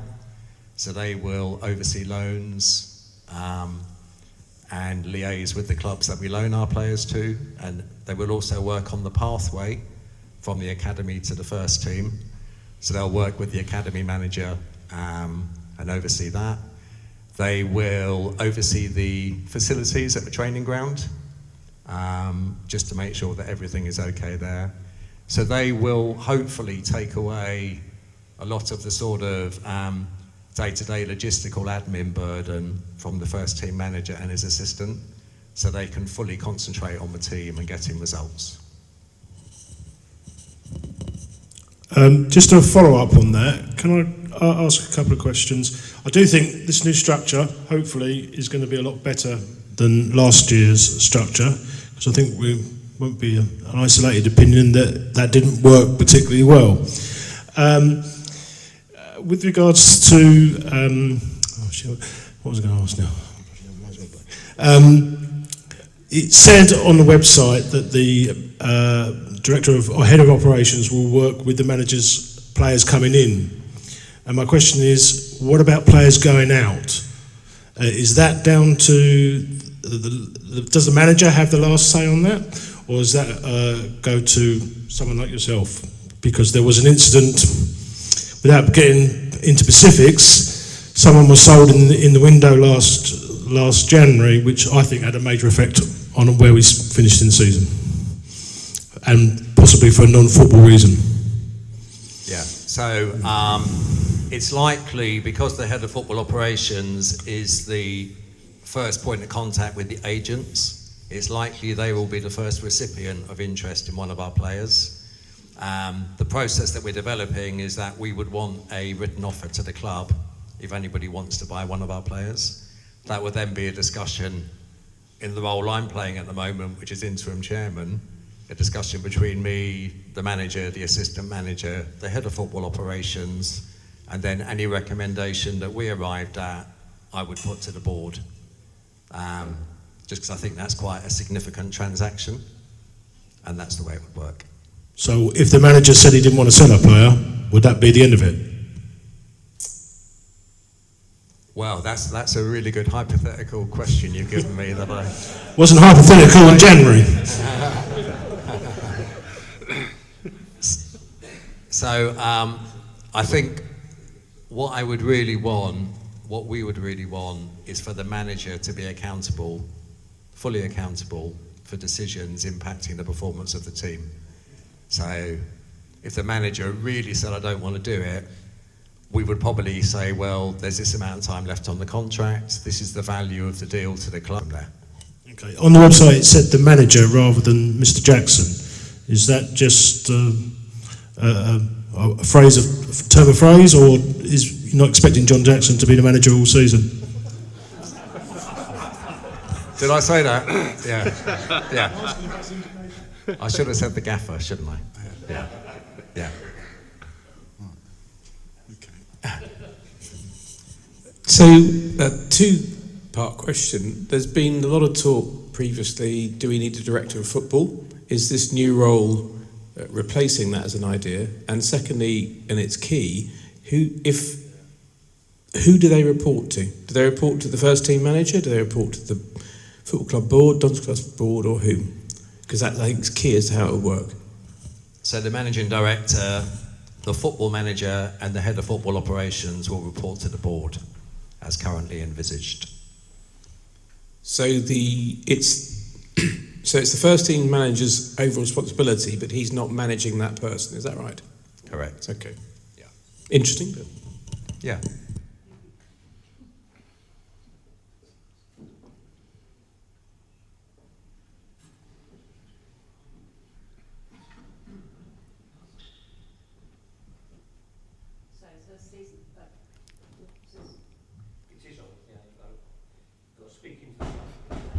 It wasn't. Not my fault. Right. Season ticket question. I've written them down so I didn't forget them. Is it envisaged that the cup tickets could be automatically added to your season ticket card on sale from the system that we've got, which would be quite useful? And the second question is, could a season ticket holder in the West Stand request that their access is direct into the fan zone from Plough Lane? Mainly, I mean, for me, I've got to go lift up, downstairs, and then back upstairs because there's no lift access within the ground. And my back has struggles with it. But if I could walk into the fan zone, I've only got one lot of stairs to cope with. And it seems to me perfectly sensible. There's quite a few people, quite a few people. There are at least two that I'd seen in the West Stand who are wheelchair access, and they're never able to go into the fan zone at all. But maybe if they had access that way, then they could maybe be let through a door and go to the lift in reception, that sort of thing. So looking at access for people who maybe kills the back, less mobility, whatever, can that be done? Okay.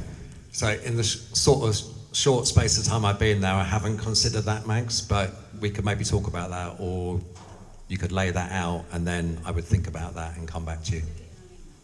Yeah, stick it in an email. Yeah. Hi. Are both the managing director and the, what's it called, head of football operations, are they both full-time roles? Yes. And are they? And how far are we down with the interview process? Are we looking at an imminent appointment, obviously with the season starting early because of the Qatar World Cup and everything going on? Hopefully it's sooner rather than later. Yeah, so we would hopefully post it as a job. The football operations one, we would hopefully post it in the next couple of days. And so there will be, sorry. Yeah, and we imagine, just like when you're getting a football manager, there'll be pretty instant response, and we would hope to interview the week after next. So expecting to have several interviews for several individuals this time around? To be honest, we haven't been through the process yet. Right. So, thank you. Yeah, getting back to the contracts that we've offered to the 4 players, when do we decide we're going to offer them a contract? They're coming into their last year of their contract. If the club knows that they want to keep them players, why did they leave it to the end of the season to offer them a new contract? Why don't they offer them, 6 months before it runs out, or 9 months before it runs out? So well, you're making the assumption that we've only just offered them the contract. So I'm asking you. Yeah. No, This is what I'm asking. Yeah. No, so I'm just trying to think of the ones on that list. One of them was recent. The others were some time ago. So they've been sitting on a contract offers for quite a while. So. Me, Stuart Deakins. Last season, Robbo brought in with the youngsters where we'd done a 2+1 contract for the sort of the young players that we were wanting to keep. Are we looking at that again? Because we look at Basal, we got him on a 3-year contract, which is going to help us obviously as he gets better. Are we now going to be looking into the sort of the under-16s, under-17s to try and get them on contracts? Because obviously being a League 2 club, we're going to be a bit more vulnerable for people nicking players. Yeah, do you mean the guys coming out of the academy, Stuart? Yes, that is happening. Yeah.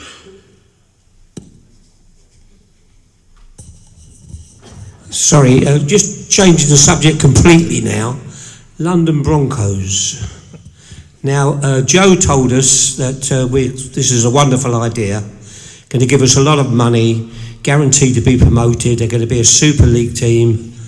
How do we stand now with them? What are we actually getting or going to get out of them per game? I think Joe, if I remember rightly, he was all down to what the crowd is and how they're going to pay. It wasn't a fixed sum. It was dependent on crowds. And also, when they start drawing the lines again and we're playing, can we just have the lines covered over with some green paint so that we're not looking at these lines? As Joe said, that we wouldn't be able to see them.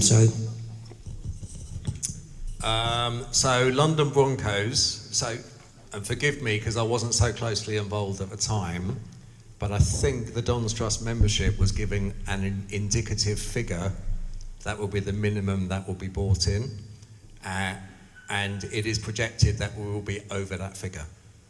So I can't really comment on how elaborate Joe was in terms of the potential of it. Okay, well, okay, so I'm naturally less elaborate. So. Sorry.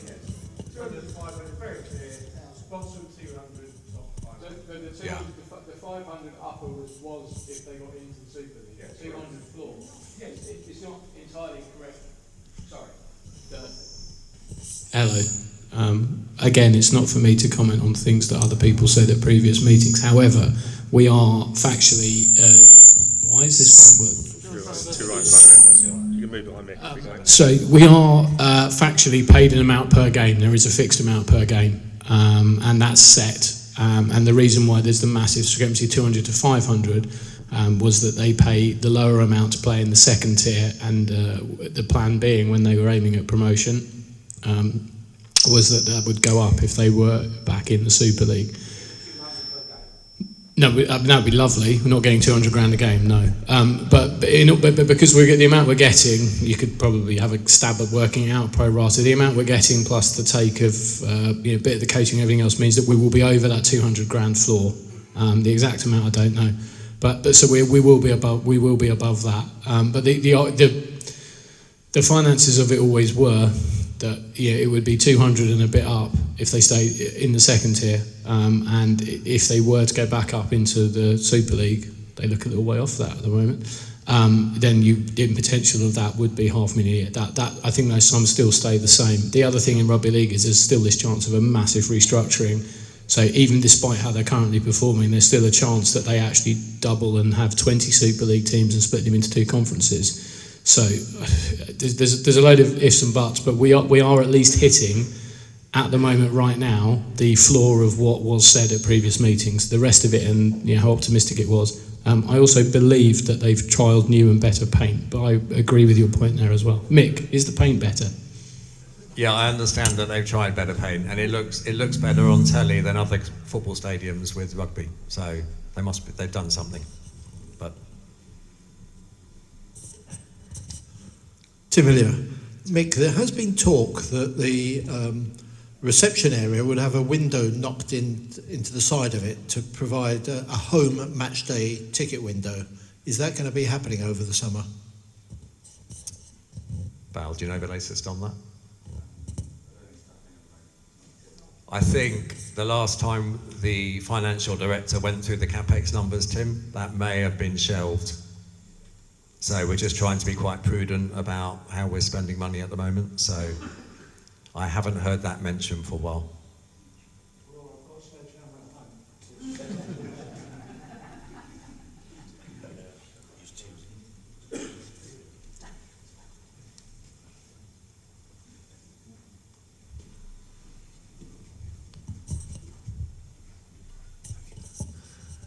My name's Jerry Stockbridge. Could you update us on the recruitment of a groundsman?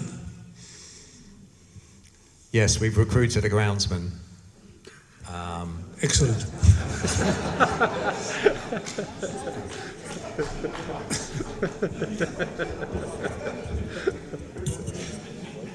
Hi, I'm Scott Thomas.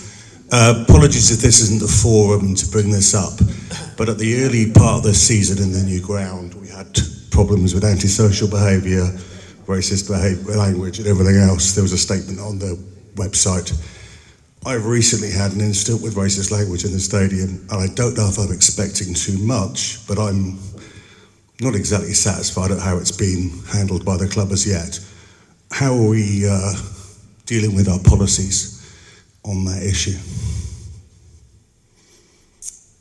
So, again, my personal experience, the time I've been doing this, I haven't actually seen any feedback from any of our fans complaining about something they've seen. There was a club statement October the 1st about increased problems at the stadium, specifically racist and aggressive antisocial behaviour.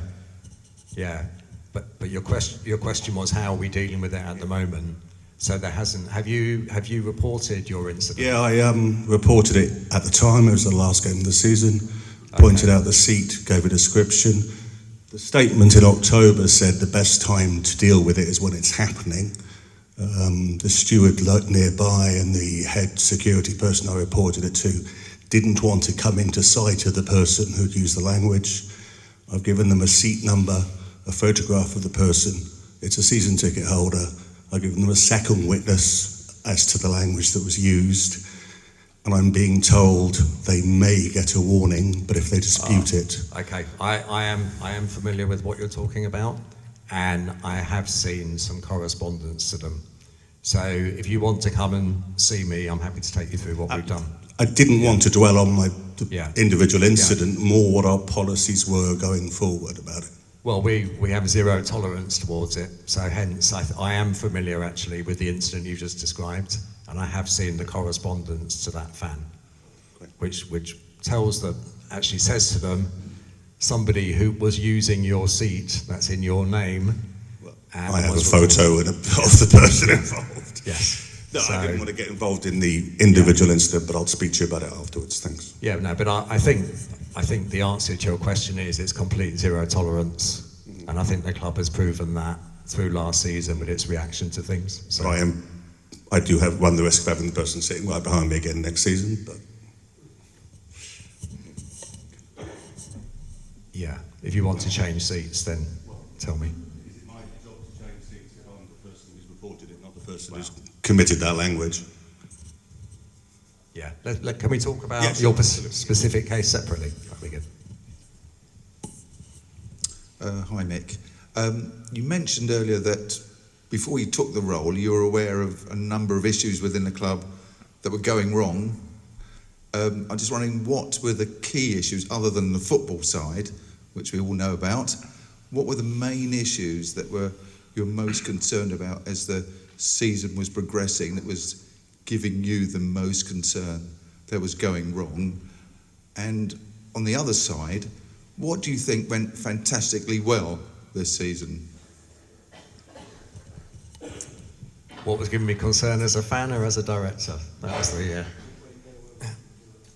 So, what was giving me? Well, I think Charlie previously mentioned that from the position of a director, we could see that we were falling behind on some revenue things. We obviously concerned with the ticketing situation. I suppose that was the main thing that we were focusing on. I just felt that having made such a huge effort to put it into here, that we just really need to sort of renew our focus and just really concentrate on everything we were doing. I think probably the ticketing, as you make me think about it, the ticketing thing was probably the thing that was giving me the most concern. What am I most excited about? What did you think went fantastically well? What did you think that went particularly well this season? Well, I think when we, so obviously having been around a while, I was in very early meetings at Kings Meadow when we were talking about the possibility of coming back to Plough Lane. And we talked about what kind of size stadium we would build. And I remember conversations, let's build a 10,000 seat stadium. And there were many conversations around, we don't want to build something that's too big for us because we're going to rattle around in it. And I think had we realised 3 years ago that our average gate was going to be 7,650 in our first season, and a lot of the time we were technically sold out because we were still working out how to really utilise the capacity. So I think large enthusiastic crowds filling the stadium. For me personally, I walk out of Hayden's Road station and there are lots and lots of young families who weren't at Kings Meadow making their way towards here. So, I mean, that's sort of what gives me grounds for such positivity. If you'd come to the Family Fun Day a couple of Sundays ago, there were just all of these families here really embracing everything we've got. So, obviously, it was a terrible season on the pitch. We got relegated. But in terms of what it signified about the future, it was absolutely amazing. 7,700, lots of young families, people really getting our vibe. I think the area behind the south stand, the fan zone, that was created on purpose, and it's really worked really well. And granted, there were a lot of teething problems at the start of the season. And I suppose I'm still excited about Bolton Wanderers in August, the team running out, the noise. It was just amazing. So I was excited then and I remain excited. Good to hear. Yeah. Thanks very much, Mick. It's been really useful to hear your perspective and to answer all those questions. And also, thank you very much for all the work that for taking it on in the first place, for saying yes when we came to ask you, and for the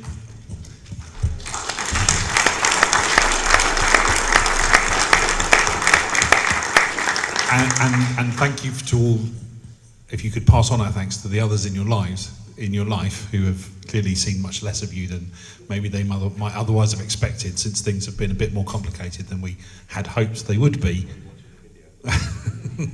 Thanks. Then we hope they would be when we asked you to take that on. So thanks very much, Mick. And thanks to everybody. Is there another quick question or two that's come in from online? Because we've got a couple of minutes, but not very many. Yeah. No, I am. Yeah, absolutely. I can't read anything. I can't see. Unfortunately, I thought these contact lenses were a bit better than they are, and I can't actually see the words on the page. Okay, so we're going to busk this then. That'll be fun. Another question about lessons learned and ticketing. What do we?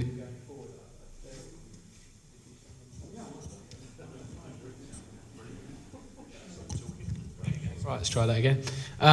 Lessons learned and ticketing. What we do going forward. I think we've sort of covered most of that. Do it better, being the key point. Why can't current season ticket debentures holders move seat now? I think that happens next, doesn't it, Bal? Bal's just, well, I'm sorry, Bal. Every time there's a difficult ticking question, I pass it to Bal. Current season holders debentures are able to move as soon as this. That's right, isn't it? They should contact the club. But they could contact the club now to have that discussion in advance of that happening. So if you are a current season ticket or debenture holder, contact the club and have that discussion. There was also 4 or 5 people online asking about how much involvement or what the Dons Trust Board did around the point of Ollie Palmer leaving, which might just be worth very briefly following up on. So as in terms of a timeline, there was an initial offer for Ollie Palmer where the money was a lot lower. Then there was a level where the football panel were minded to accept the offer because they wanted to pay £300,000, and obviously the trust. There's a lot of things where Trust Board, PLC Board aren't asked for an opinion on who should play at left back, because obviously none of you should listen to my opinion on who should play at left back. But there are places where we are asked, what should we do about this as a matter of policy? And the Trust Board said, do you have a Reg Raid replacement ready to come in? And the answer was yes. And we said, if you have a replacement ready to come in, then and you think it's the right thing to do to accept the offer, then fine. And that was the intention, and that was what we were told was going to happen. So that was before the Ipswich game on the Tuesday night, and there was someone lined up to come in. And unfortunately that deal then fell through, as can happen in the transfer window. So I don't need to relitigate this for you, because you'll probably all remember, because it's probably seared on your memories, it's certainly seared on mine, that we then played 2 more games before we were able to bring that striker in. The choice of striker and the decision to bring it in was agreed by all of the football panel, and again, just to reiterate, the Trust Board are responsible for oversight, not for saying you should sign X, Y or Z. So the extra 2 games without having someone in, that wasn't anyone's intention. I don't think it was a great outcome. I don't think anyone would shy away from that. And then they brought in someone who they all thought would be the right answer to get us through to the end of the season. And obviously the Trust Board had oversight of that decision. So make of that what you will, but that is how we got to that point. So I think that's probably about as much as we can say on that. Then finally, we had a question on the co-option process and adding Graham and Anne-Marie to the board. Chris, do you want to talk about how we did that? Yeah, sure. So we it can get very complicated very quickly. So I'll try not to delve into our rules, which are called the Constitution, as far as I might otherwise. And if I do, Charlie, just dig me in the ribs, please. We had a board member stand down, and that meant that according to our rules, we weren't really able to do anything as a board, so we had to move quite quickly. We looked at things that had happened in the past, to get what we call precedent, if you like. You know, we have acted in this way in the past, and we have decided that that's okay. And members have accepted that in the past, and therefore we think that's a good way to proceed. So what we did very quickly was we decided that we would fill what's called the casual vacancy from the resignation by appointing somebody. What we also then decided quite quickly after that was that we needed to make sure that we weren't in that position again. And therefore it would be sensible for us to use, there are 3 spots available in our rules on the Dons Trust board for us to what's called co-opt, to add a member to the board in order to add to the skills, add to the, the things that you need on the Dons Trust board. And so we decided that that was the best thing to do. We needed to move quickly, so we very quickly looked around the people that we know, the people who have worked with the board and the people who have worked with the Dons Trust, who have that experience and can join us quickly and hit the ground running. And Graham and Anne-Marie both fit that bill. We discussed with them, we discussed with some other people as well, capacity and to the depth of experience and skills on the board.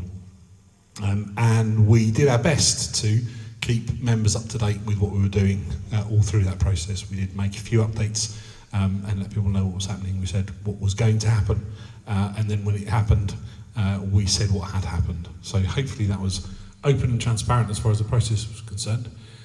What we also talked about at the time was the thinking, and we are still thinking about whether we should change the rules to some extent. There are lots of our rules that don't work very well. And one of them is that in one part of the Constitution, one part of the rules it says 9, and the other part of the rules says 8, and it doesn't anywhere tell you how to distinguish between the situations where you have to have 9 and you have to have 8. So that's unhelpful. But we also talked about potentially increasing the number of elected board members, which the board could do on its own within the rules as they currently stand, so that the election may be for 5 people each year rather than for 5 one year and 4 the next, leaving us with a number which is very close to the minimum, which is in the rules. So that's what we did then. So, got. Good evening, Roger Hopkinson. Thanks for that, Chris. You sort of started to answer it. Dons Trust, SGM. So thinking about the roles, responsibilities, accountability, trying to look forward positively. The HR, human resources, I think we got that wrong on the pitch, the core playing, off the pitch. What we all did 20 years ago was amazing. I think we've lost sight of that focus perhaps. So going forward, how we're going to make the most and use our people to the optimum as we did 20 years ago. Second, the structure with the Imperial report which was done. Is it appropriate going forward when I know we've got some really exciting things coming down the track? That there's 5 Dons Trust board people on the football club board going forward. Is that appropriate? And generally, how do you see the Dons Trust board acting in 5 years' time? Thanks. 5 years' time is an interesting place to start, and I'll try to cover all those things. And obviously, other board members, please do stick your hand up, and, for any of this, of course. Because what's really interesting is we were talking not so long ago about the board. There are no members of the Dons Trust board who were on the Dons Trust board when we appointed Joe Palmer as COO. I think I'm right in saying that. And there are 2 Dons Trust board members who are on the board currently who were on the board, for example, when we appointed Joe as CEO. And neither of those things happened very long ago. And that's an incredible set of turnover. Now, I understand some of the things that have happened, over the past few years with the club has meant that, some people have reached the end of their time. Some people put huge amounts of time in and can't be expected to stay on the boards forever, etc., etc. But there's an incredible loss of corporate memory, of understanding of how things have happened in the past, etc., etc. And there's quite a number of occasions, actually, just over the 6 months when I've been on the board again, where we have had to spend quite a lot of time looking for old documents because there's nobody around on the board who actually remembers. Ex-board members, recently ex-board members have been very helpful in helping us out there as well. So I think that's something that we need to think about, Roger. When we talk about in 5 years' time, that's the thing that's sort of quite near the top of my mind at the moment. Is members need to be able to change the board. It's really, really important that members can change the board. If the members don't like how the board's operating, it's really important that you can make a significant change to the weight of the board, if you like, in an election, because that's where you have the power, if you like, outside of the individual big decisions like we talked about back into ticks, like buying Kings Meadow, for example. Other than that, you express your power as members by electing board members or not electing board members, or not re-electing board members. That's what you do. That's how you do it. So that's very important to have. But at the same time, do we have the balance right as far as keeping people, giving people the opportunity to have a stretch on the board, but also keeping that knowledge and experience and skill within the board, so that there isn't that necessarily quite such a turnover all the time. And when I say we, I mean the Dons Trust board, and that's not necessarily me, because I'm going to say we in June 2021, so that's before I came back to the board. We did a corporate governance update. Corporate governance is just how we do things around here. So we told members about a change in how we do things around here, and that meant that we went from 3 boards to 2, and we abolished, if you like, the football club board. And we said that the PLC board is going to be the operational board that looks after the operations, if you like, and the Dons Trust board will be a strategic direction setting board. It's time now, and particularly with the things that Mick was talking about earlier in terms of changing how the football works and changing how the club leadership works, and exactly how reporting into the boards, for example, at that level works. It's time to look at that again and to think about that again, and to see how much of what we've been doing works, to what extent we've been doing what we said we were wanting to do, what we said we were trying to do, to what extent we've achieved that, and also whether it's the right thing for us going forward. So we do need to do that. And the Imperial College report, a report that was given to the Dons Trust, I think by some Imperial College people, is still must be part of that conversation, obviously. I've missed out part of your question. I can't remember what it was. Well, part of your question was, is it appropriate for there to be 5 people from the Dons Trust board on the PLC board? The first part of the answer is it's mandated by the Dons Trust Constitution for there to be 5 people from the Dons Trust on the PLC board. So the second question doesn't come up, except to say I think it's something that needs to be looked at as part of that ongoing process, because the shift to going to having the 2 boards, what did come out of the Imperial College report, it also came out of other attempts to look at the corporate governance as we try to ready ourselves to come back to Plough Lane. I think, again, it's an area in which clearly it was something that exercised me and others, I know. Certainly sort of, people were getting together to run the bond and so on. One of the things we were saying then in 2020 was it feels like there needs to be some kind of streamlining or clarity of how this is put together, because unlike any other football club, including the fan-owned ones, where people got to kind of sit down with a blank piece of paper and say, here's how we'd set it up, we somehow managed to bolt a football club onto an existing structure and built it all around it while it was going on. So we did kind of patch things together with sticky tape as things went on.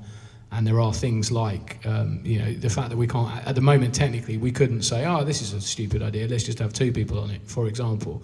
We would then be in breach of our constitution. So there are lots of things, there are several things around that I think need to be looked at. and to put everything together holistically. And obviously now, in an ideal world, again, we would have had time to have sorted this already. From when I wasn't on the board, I was probably one of the people saying, why don't you sort this out? And now I've been on the board and manifestly failed to get hold of sorting it out, because you have huge bandwidth issues, because even in a good season, there's lots of things to occupy your time. In a bad season, sadly, there are probably more things to occupy your time. I think that's where we're at now, is to look at all of those points and to say, okay, we've got two boards.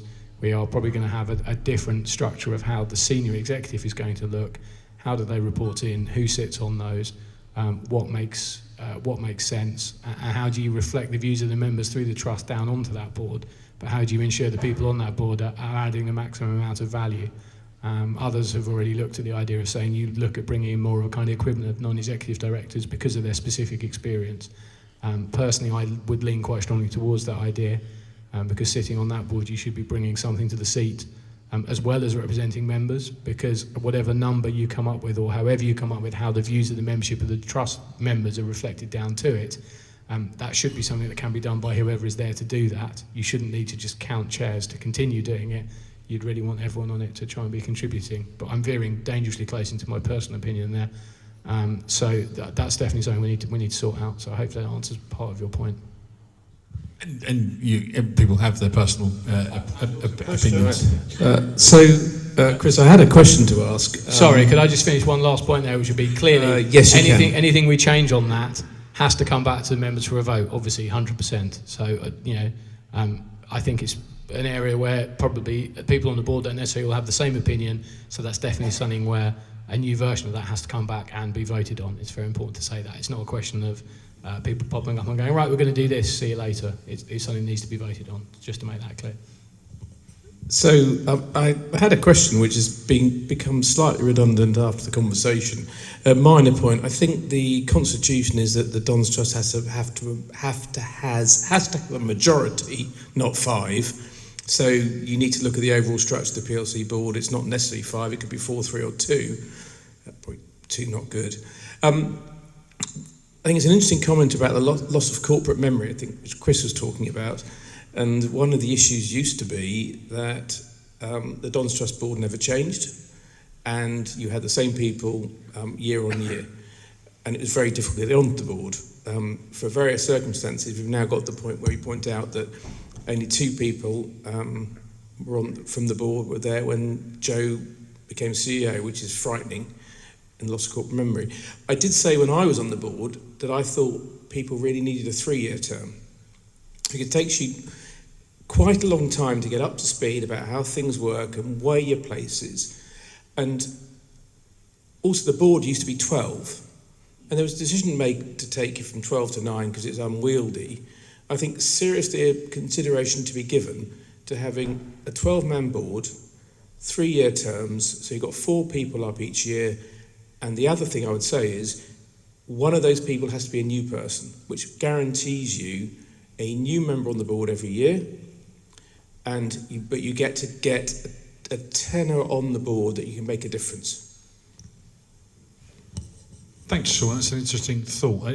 I was going to mention, again, you was just going to mention Exeter's Trust, just because I happen to have been talking to their chair quite recently.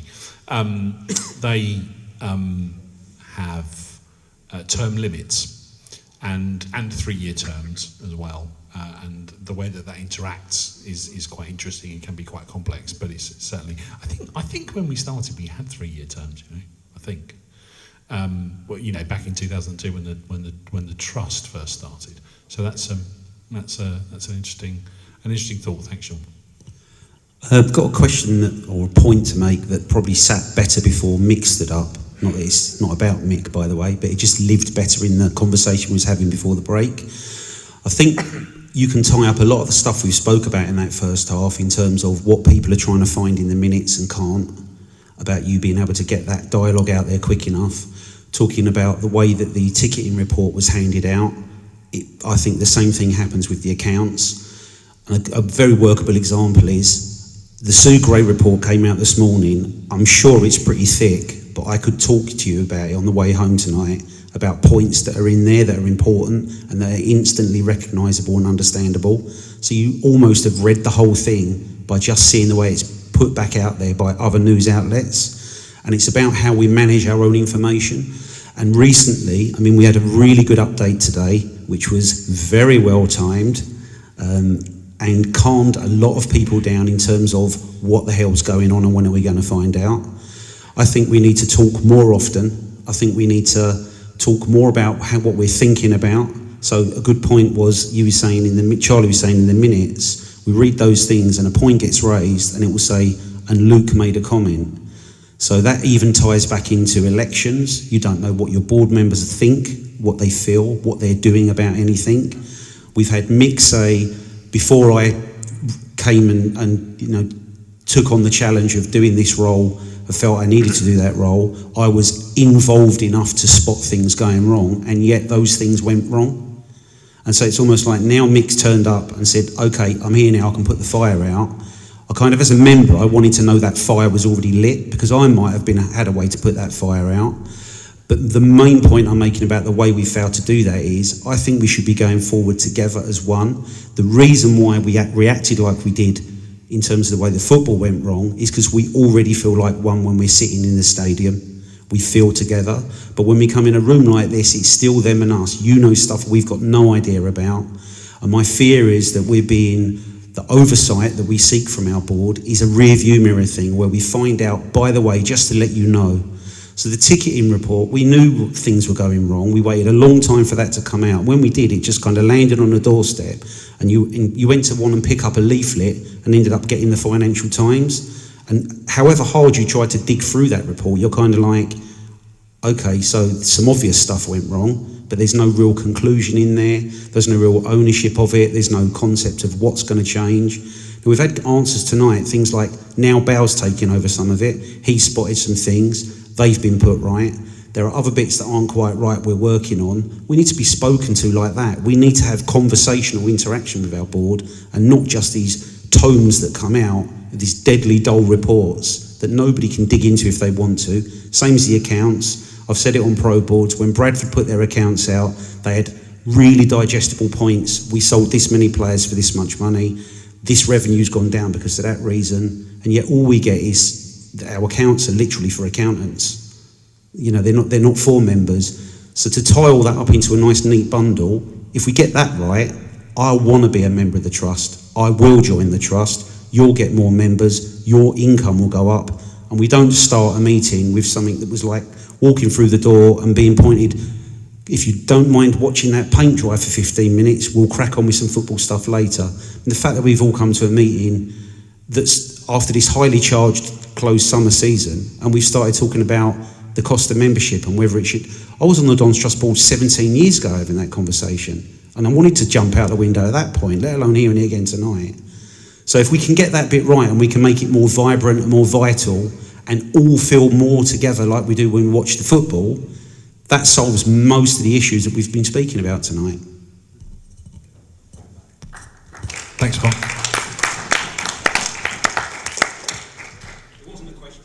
No, I'm not going to attempt to answer it either, because I mean, A, it wasn't a question, it was a useful contribution, interesting and well put as always, and worth some thought. So I think we should all give it some thought. We are 20 minutes over time. I'm not in a particular rush to leave, but I think that meetings should run close to time if it's all possible. So I'm thinking that we wrap it up there. That doesn't mean that we kick everyone out. Does it, Bal? We don't have to kick everyone out? No? We can. You're very welcome to hang around here or go downstairs or whatever. Which would be great, and we can carry on the conversation. But I think the formal part of the meeting itself, I'm going to draw to a close if that's all right with everyone. Thanks again very much for all coming along, and I hope we can carry on the conversation.